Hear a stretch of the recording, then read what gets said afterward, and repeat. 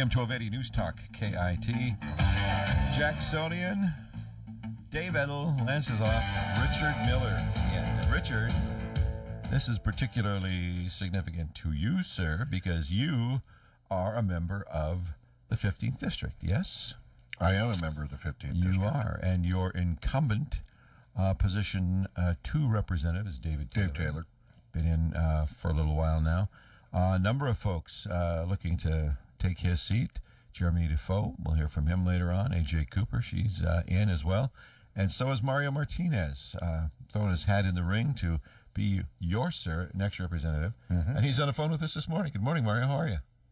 Good morning, guys. Good. How you guys doing? We're well, thanks. I'm the middleman here, but you would actually go to work for Richard, as well as everybody else in Washington State. So yep. Let's take a moment or two to get to know you a little bit. What do you do in the real world? Tell us about yourself, family, those kind of things. Yeah, I'm married for almost 19 years, 6 kids. The oldest is off to Eastern Washington University, and there'll be a few following after that. I volunteer in the community a lot with youth sports programs, and I'm kind of in the real estate business a little bit and the education business. Gotcha. Okay. Ever ran for any kind of offices before, Mario? I was a city council member for 8 years in Mountain, and then served as the mayor for 4 years down in Mountain. That's right. I remember that. Okay. So this wouldn't be your first rodeo in terms of running a campaign and all that kind of stuff. As you assess the district, I noticed that you're what nonpartisan, not a libertarian, but just no party preferred. Is that right? Yes, that's right. I'm GDI, God darn independent. So how do you think that plays with the voters in the 15th, which kind of overwhelmingly seem to be Republicans? How do you reach out to those folks? Well, I think the issues in the 15th District are the same issues that face the entire state. It's water, infrastructure, and education. Those issues are universal, and that's what I go to Olympia for and work on those 3 issues. So, okay, that makes sense. What's your take on, let's have you give the current legislature a grade. How do you think that they're doing right now, and what is it that prompts you to think that they need what you can bring? Well, I think they're doing better than they have in the past, but I think what I would bring would be the wild card. I'm not in the pockets of either party, and I would look at each issue individually and not take votes based on party lines, but take votes based on the issue, whatever bill is there, the components of the bill, and how that's going to affect the 15th District and the entire state. I'll tell you, I have mixed emotions about politics in general, simply because what you're saying is really what I think everybody should be saying. We're going to consider each issue on its merits. The problem is the game is so entrenched. The game, yep. Especially over there, Mario. Yep. They'll freeze you out. You'll never be heard from again if you don't do the party line, if you're part of a group. So my only concern is, have you thought about whether your position will get you onto the playing field or not? If you coach sports or involved in sports stuff, you got to get onto the field in order to do your thing. And have you thought about that at all, about how you're going to crack the system? That analogy is a good analogy. You have to kind of force your way on the field sometimes, show your game. And once you get your game out there, it kind of makes it hard sometimes to get them off the field once you get onto it.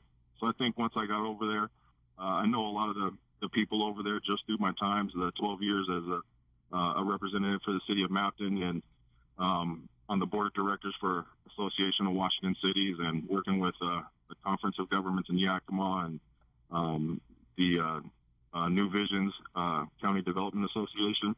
So I know a lot of them, and I would be able to work with both sides of the aisle, and really, let them know that I'm going to vote based on the issues. That's a pretty good background. I mean, that does expose you to a lot of different folks from a lot of different angles. Richard and I would both like you to know that as athletes ourselves, We never performed on the field so much that they didn't want to take us off, just so you know. You know, Mario, usually when someone forces themselves onto the field, they're a streaker. Yeah, you got to keep it. Yeah, I'm looking at some of the notes from the interview you did with the Herald, and by your own admission, for instance, you said you need to bone up on the McCleary decision. Don't you think that puts some question in the mind of the voters that you don't know the details of that issue before you get elected? No, I think the one issue we were talking about was the guns in schools, and I said I needed to take some more time on and look into around that issue. But as far as the McCleary goes, that issue hasn't been fully funded because they're taking $500 million per biennium from the Public Works Trust account, which was designed for infrastructure projects for the cities across the state. So they're still borrowing $500 million to fill that pot. The education system is one of the most inefficient systems still left in the state because we're still industrialized with our education system, where all the kids got to fit in to an industrialized system instead of taking each kid as an individual, developing an individualized education plan for that kid so they can find their talents and their passions, and then we help those kids pursue those talents and passions and become productive citizens. Will we ever see a day? I mean, that sounds fantastic. All kids are not created equal in terms of their interest, their ability, what their home lives provide as an environment in which they can access their passions and interests and all of those kinds of things. Can you foresee a day? This just, future it has to casting. change, or else we're going to continue down this path where our system is failing the general public. And that goes back to mental health issues. The education system is the first line of help or defense or knowledge. And if we're not individualizing for the kids and all those things you just talked about, we're not going to do what is the paramount duty of the Washington State Constitution, and that's to educate and train our young talent so that our state continues to be strong and will be stronger in the future. I think probably a lot of people in education liking what you're saying right there. Richard, Well, since we're in that arena of talking about education, I'm wondering this. I mean, I'm all for education. I have one. I are one, right? But I'm skeptical as to whether more money equals better educated kids. What do you think about that? More money does not equals better educated kids. It's the process and how we approach it. Like I said, I think we could save $1 billion over maybe a 5 to 10 year period on the education system. One example is, why are we still buying textbooks? Every kid should have some piece of technology that allows them to access curriculum, instruction from anywhere all over the world so they can get trained up. That's just one example. The transportation part of the education system is inefficient. Why our school buses aren't hybrids using, not only diesel but electricity. So there's a lot of different ways that we can dive into the education system to find the ways to save money. So then we can put that $500 million back into the Public Works Trust account and get projects, infrastructure projects, wastewater, water, going again for the cities all across the state of Washington. So you would look for savings rather than finding another tax of some kind as a way to equalize the amount of money that we need for education versus what we're spending now. Exactly, yes. All right, efficiencies. We got to go the efficiency route. What about the whole, since you're talking about the possibility of electric buses and that sort of thing, what about the governor's push for carbon tax? That's going to be on our ballot, I believe. That is, I think that's the wrong route. Again, I think we have to look for efficiencies and not find more ways to tax people. Taxes are a necessary evil. They kind of keep the chaos out of the world. But I think people get frustrated when those taxes aren't being used efficiently and effectively.